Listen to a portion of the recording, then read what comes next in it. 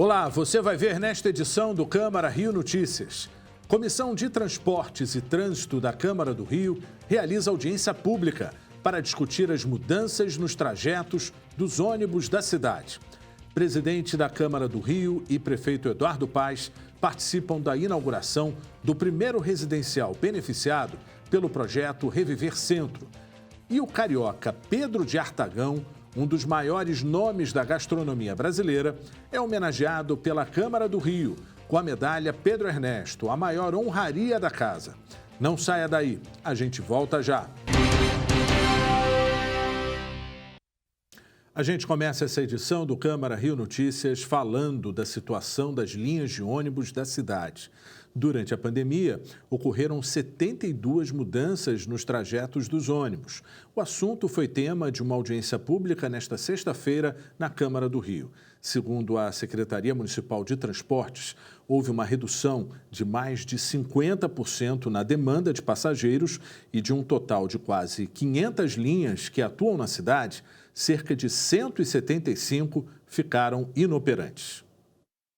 As mudanças nos trajetos das linhas de ônibus mexeram com a vida de muita gente, principalmente de quem depende do transporte público para ir ao trabalho. Tem horas e horas que eu estou aqui no ponto, necessitando do 819 e, não parece que tem mais, só tem ônibus, não tem ônibus mais, só tem van. Os ônibus sumiram. Eu não sei o que está acontecendo. Nesta sexta-feira, a Comissão de Transportes e Trânsito da Câmara realizou uma audiência pública para discutir as mudanças nos trajetos dos ônibus da cidade.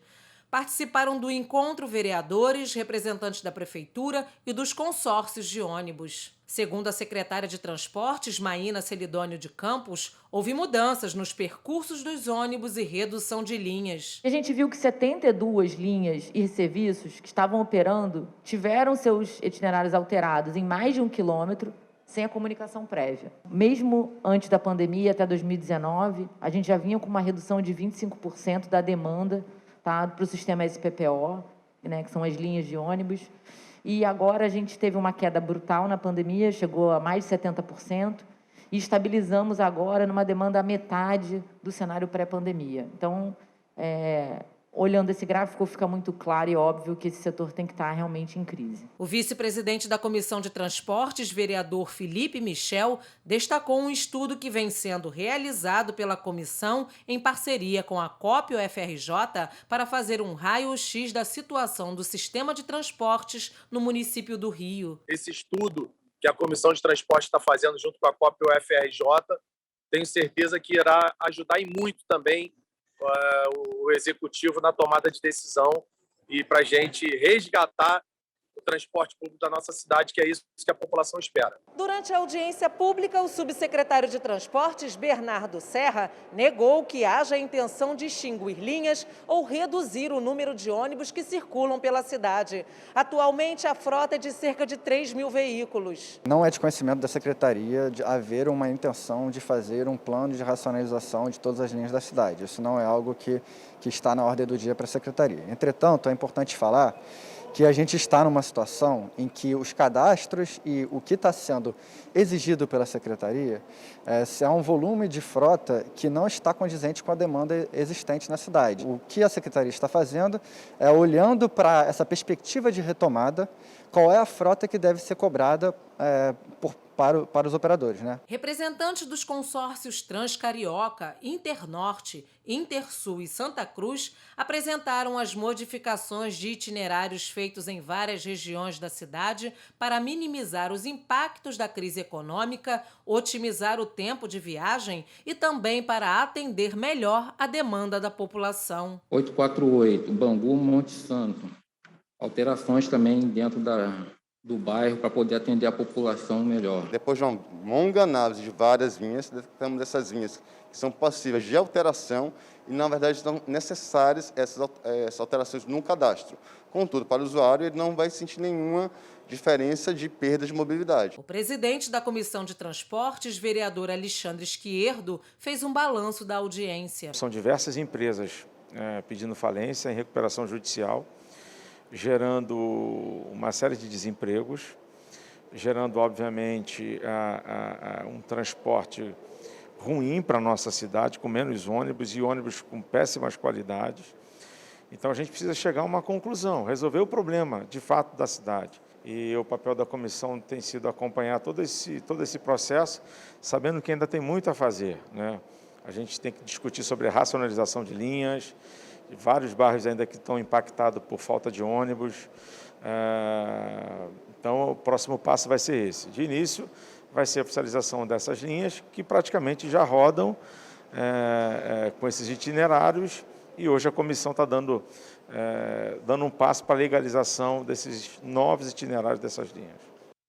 Foi lançado nesta sexta-feira o primeiro empreendimento residencial beneficiado pelas novas regras do Reviver Centro. O projeto, que foi discutido e aprovado na Câmara do Rio, tem como principal objetivo incentivar a criação de moradias na região central da cidade. O Cantinho do Poetinha, onde Vinícius e Tom Jobim se conheceram, continua do mesmo jeito. Pelas paredes, são muitos os registros de encontros e celebrações que aconteceram nesse restaurante tradicional do centro do Rio. Pedaço importante da história da cidade, o estabelecimento fechou as portas em novembro do ano passado por causa da pandemia. Mas, graças à iniciativa do Sistema Fecomércio, o lugar ganhou uma segunda chance. Seu Ramos, que trabalha aqui há 35 anos, ficou muito feliz com a reabertura. Eu dobrei o joelho, agradeci a Deus por retornar, me emocionei. Os antigos frequentadores aos poucos estão voltando e acreditam que a região do centro tem potencial para ir além do comércio. São patrimônios que estão montados numa área extremamente montada e que não pode ser desprezado e esquecido, né? O senhor moraria no centro? Havendo infraestrutura, sim. Se houver uma mudança um pouco dessa característica, né, de ser só comercial, o centro do Rio de Janeiro, que é na parte noturna praticamente ela fica abandonado, precisaria mudar isso. Mudando isso, acredito que sim, não vejo inconveniente nenhum, porque é o normal em todas as grandes cidades do mundo. E é esse o caminho que a prefeitura espera que muita gente tome, rumo ao centro da cidade. Nesta sexta-feira teve inauguração de um novo empreendimento. Nesse terreno, na rua Irineu Marinho, será construído um prédio com 120 apartamentos residenciais e uma loja. Este é o primeiro projeto residencial beneficiado pelas novas regras do Reviver Centro. Um projeto amplamente discutido pela Câmara Municipal e que foi aprovado no mês de junho. O Reviver tem como principal objetivo incentivar a criação de moradias na região central e assim estimular a recuperação urbanística, social e econômica desta área aqui da cidade. O Reviver foi um dos grandes golaços da Câmara nesse ano. Temos outros projetos muito importantes também que foram votados, que nós temos debatido, mas esse é um dos que eu deposito mais esperança, mais confiança de que vai dar certo. Entre os benefícios proporcionados pela Prefeitura está a isenção de IPTU nos 3 primeiros anos, contados a partir da entrega do apartamento, e alíquotas reduzidas do ITBI. Imposto que terá a tarifação regular reduzida de 3% para 1% do valor do imóvel para famílias com até 3 salários mínimos e de 2% para aqueles com renda mensal bruta familiar de 3 a 6 salários mínimos. Bom para quem compra e também para quem investe. Para representantes do setor privado do mercado imobiliário, as condições oferecidas pelo Reviver Centro são atrativas. O centro hoje ainda tem uma característica comercial, funcionando de segunda a sexta em horário comercial. Com a chegada dos residenciais, ele vai passar a ter vida 7 dias por semana, 24 horas por dia. Isso vai trazer não só mais valorização para o centro, mas também mais qualidade de vida para essas pessoas que vão morar no centro. O evento de lançamento contou com a presença do prefeito Eduardo Paes, do presidente da Câmara do Rio, Carlos Caiado, além de secretários municipais e vereadores. Tem aqui um time, como disse o Caiado, que a gente montou que busca olhar com muito amor essa cidade, né, encontrar as soluções de maneira... Tem assim um fundo teórico, tem uma vontade de transformar, mas tem uma visão muito pragmática também das necessidades para que a gente possa resolver os problemas. Esse projeto de lei que virou uma lei, hoje ele tem o seu resultado primeiro, que é esse edifício. E mostra que vários conceitos e ideias colocadas ali, elas deram certo, elas faziam sentido. Para o presidente Carlos Caiado, o empreendimento é a prova de que o projeto Reviver Centro vai render bons frutos para a cidade. A gente fica muito feliz na demonstração que valeu a pena as nossas discussões, os nossos debates, nossas audiências públicas, as diversas alterações do projeto feitas pela Câmara por emenda dos vereadores, que melhorou o projeto, dando essa possibilidade aqui de se surgir esse primeiro empreendimento. O centro da cidade, que é o nosso pulmão da nossa cidade, seja econômico, seja cultural e social também, tenho certeza que já deu certo. Nem vai dar certo, já deu certo. A presença de público em estádios e ginásios e os eventos abertos com até 500 pessoas vão ser liberados na cidade. As medidas foram anunciadas durante a divulgação do boletim epidemiológico do município nesta sexta-feira. Os indicadores da Secretaria Municipal de Saúde apontam queda dos casos notificados por Covid-19, óbitos e redução de 47% nas internações nas unidades de saúde do SUS. O cenário epidemiológico do município fez com que a Prefeitura anunciasse a liberação de algumas atividades. A partir da próxima terça-feira, estão permitidos eventos em locais abertos com até 500 pessoas. Também está autorizada a realização de competições com a presença de público em estádios e ginásios. Os torcedores poderão ocupar até 50% da capacidade das instalações e precisam estar com a vacinação completa. Da cidade, que já está com 60% da população totalmente imunizada, chegar a 65%, você tem novas flexibilizações.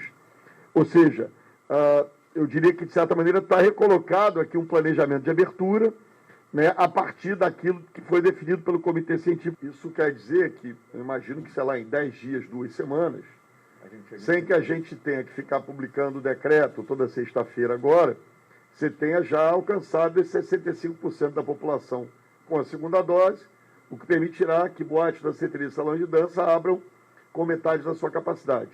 O secretário municipal de saúde confirmou que a cidade registrou o primeiro caso da variante Mu, mas não há motivos para preocupação.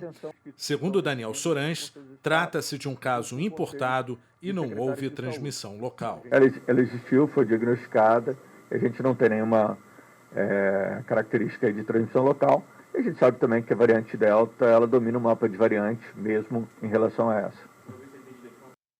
A Prefeitura aguarda a chegada de um novo lote para voltar a aplicar a segunda dose de Coronavac, suspensa na quinta-feira. Já a vacinação de jovens de 12 e 13 anos e a de idosos está mantida. E você vai ver no próximo bloco, chefe Pedro de Artagão recebe na Câmara do Rio a medalha Pedro Ernesto. O renomado chefe Pedro de Artagão foi homenageado nesta sexta-feira pela Câmara do Rio com a maior honraria da casa, a medalha Pedro Ernesto. A cerimônia de entrega do conjunto de medalhas Pedro Ernesto ao chefe Pedro Henrique Dutra de Artagão aconteceu no plenário da Câmara Municipal. A iniciativa foi do presidente da Câmara, vereador Carlos Caiado. Para mim e para todos assim, que falaram, com certeza, e todos que, quando vereadores, quando aprovaram, acho que você reúne todas as características da medalha Pedro Ernesto. O carioca Pedro Henrique Dutra de Artagão é dono de diversos restaurantes espalhados pela cidade do Rio. Ele foi eleito chefe do ano de 2014 pela revista Veja, além do melhor menu degustação no mesmo ano. Há 27 anos, no ramo de restaurantes, o chefe Pedro Henrique criou o Grupo Irajá, que há 12 anos administra 8 restaurantes. Pedro Henrique também é apresentador do programa Rio de Barriga Cheia, no canal Sabor e Arte. Pedro Artagão é um ícone do Rio de Janeiro, chefe da nossa cidade, renomado internacionalmente, um grande empreendedor, não só os restaurantes que fazem histórias que estão na nossa cidade, mas os grandes eventos, está sempre participando, ajudando e acredita em nossa cidade. É uma honra imensa estar aqui hoje recebendo essa medalha, é um ponto alto da minha carreira e da minha vida. Eu escolhi trabalhar no Rio de Janeiro, viver no Rio de Janeiro e aqui eu venho fazendo isso há 27 anos na minha profissão, que é como cozinheiro e dono de restaurante. Familiares e amigos participaram da homenagem. A cerimônia de solenidade da entrega da medalha também contou com a presença dos secretários municipais de Habitação e da Fazenda, que ressaltaram a importância do homenageado para a cidade do Rio de Janeiro. O Pedro é dono de bar, dono de restaurantes conceituados. Eu acho que essa medalha também é uma homenagem dessa casa para todo esse segmento que sofreu tanto durante a pandemia e que agora se recupera e que, sem dúvida nenhuma, vai cada vez mais se profissionalizar e mostrar a cara do Rio aqui e para o mundo. E neste momento acontece uma outra solenidade de entrega da medalha Pedro Ernesto. Quem acompanha a cerimônia é o repórter Renato Chapô, que conversa ao vivo com a gente. Boa noite, Chapô. Boa noite, Sérgio. Boa noite a todos que acompanham o Câmara Rio Notícias.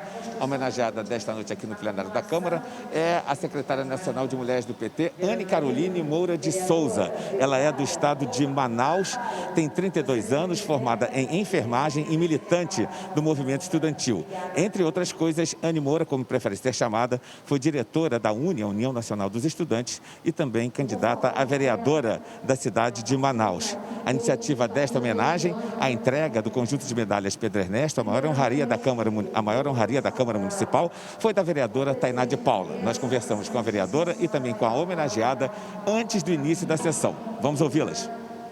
Anne Moura é uma mulher que é referência na discussão do protagonismo das mulheres da política. Não só dentro do Partido dos Trabalhadores e das Trabalhadoras, mas junto aos movimentos sociais, junto ao advocacy parlamentar. Ela foi fundamental na articulação de cotas para as mulheres, na luta da discussão do fundo para as mulheres no Brasil e, sem dúvida alguma, da necessidade da gente aumentar a cota de mulheres do norte e nordeste do país. Estou muito emocionada. A gente é acostumado a ver muitas coisas pelas telas da televisão na nossa região e está recebendo essa homenagem tão importante da vereadora Tainá é um significado muito grande para mim, que vim de uma região em que a gente acompanha muita coisa daqui e da nossa luta também, das mulheres indígenas, das mulheres amazônicas. É uma grande honra estar aqui numa cidade que já foi a capital do país. O embaixador do Reino Unido no Brasil e o cônsul inglês no Rio fizeram hoje uma visita de cortesia à Câmara do Rio.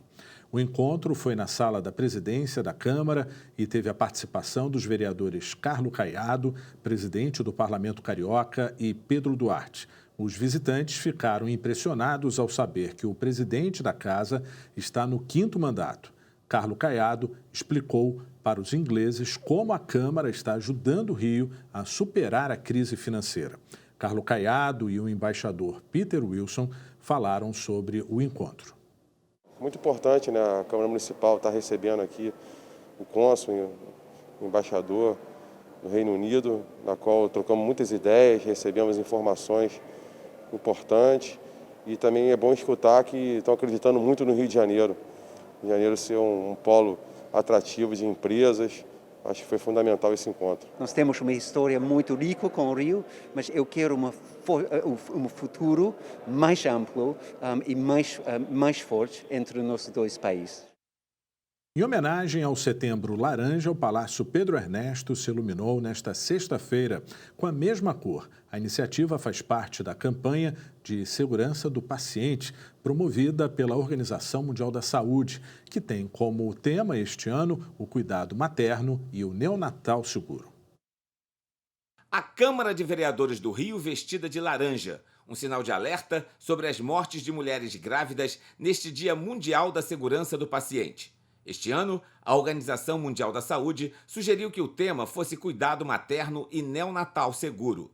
De acordo com o Ministério da Saúde, 830 mulheres morrem por dia no Brasil por problemas relacionados à gravidez e ao parto. Na cidade do Rio, a situação é preocupante. De acordo com o presidente da Comissão de Higiene, Saúde Pública e Bem-Estar Social da Câmara Municipal, no ano passado, 80 mulheres morreram por problemas relacionados ao parto no município. E este ano, até julho, a situação é bem parecida, com 80 vítimas fatais. Segundo ainda o vereador Paulo Pinheiro, as causas destas mortes estão relacionadas à dificuldade de acesso à saúde e a um atendimento de qualidade. Parte da cidade onde a oferta de serviços e as condições econômicas são de menos vulnerabilidade das mulheres, você tem uma mortalidade menor do que essa. Por exemplo, na zona sul da cidade, a mortalidade em 2020 foi de 23 óbitos para cada 100 mil habitantes. As causas das mortes são hipertensão, sangramento e infecção generalizada. A pandemia do novo coronavírus vem se tornando uma outra causa desde o ano passado.